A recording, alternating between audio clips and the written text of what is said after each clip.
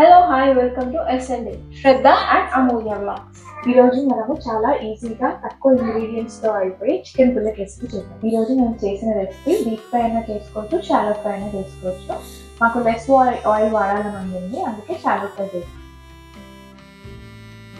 నేను ఇక్కడ 1.5 LB కీమా తీసుకున్నాను. సో మంచిగా వాష్ చేసి ఇట్లా డ్రైగా ఉండేలాగా చూసుకోండి. Next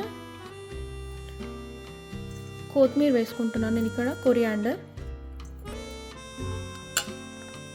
and 1 small onion and సన్నగా చాప్ చేసుకోండి ఆనియన్ని.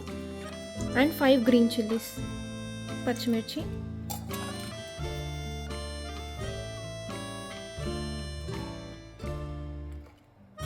One spoon ginger garlic paste,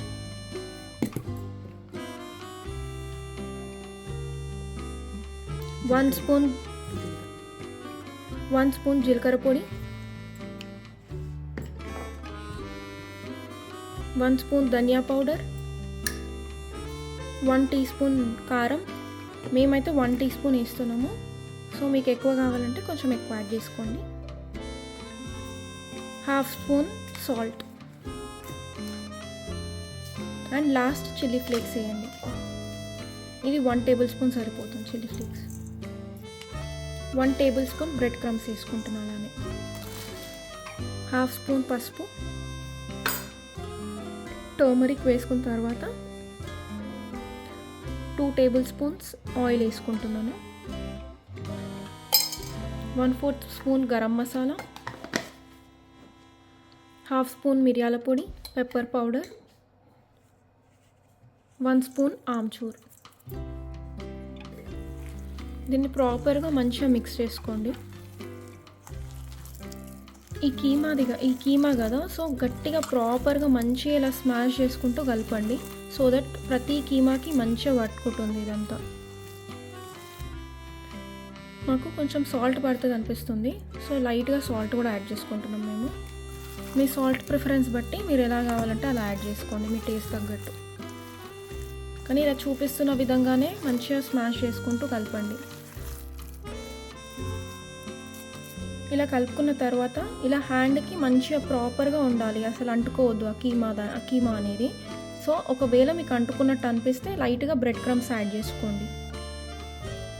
ఇలా రౌండ్గా బాల్స్గా చేసుకొని ఫస్ట్ హ్యాండ్కి కొంచెం లైట్గా ఆయిల్ అప్లై చేసుకోండి, సో దట్ స్టిక్కీ కాదు. ఇలా వీడియోలో చూపిస్తున్నట్టు ఇలా ప్యాటీస్ లాగా చేసుకోండి. నెక్స్ట్ ఇలా ఆయిల్ డ్రిజిల్ చేసుకోండి షాలో ఫ్రై కోసం. ఇలా ప్యాటీస్గా చేసుకున్నాం కదా కీమా, సో దాన్ని ఆయిల్లో వేసుకుంటాం.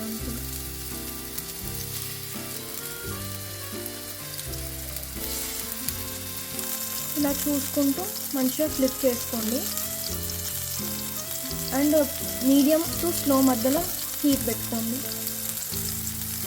అలా ఫ్లిప్ చేసుకున్న రెడీ అయిపోయిన తర్వాత ప్లేట్లో సర్వ్ చేసుకున్న తర్వాత చూడండి ఎంత సాఫ్ట్గా ఉన్నాయో చికెన్ కీమా ప్యాటీస్. చూడడానికి కొంచెం హార్డ్గా అనిపిస్తున్నా, మీకు లోపల మాత్రం చాలా చాలా సాఫ్ట్గా ఉన్నాయి.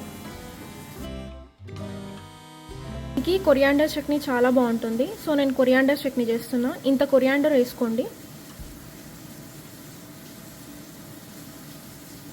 నెక్స్ట్ మీ ప్రిఫరెన్స్ తగ్గట్టు సాల్ట్ వేసుకోండి.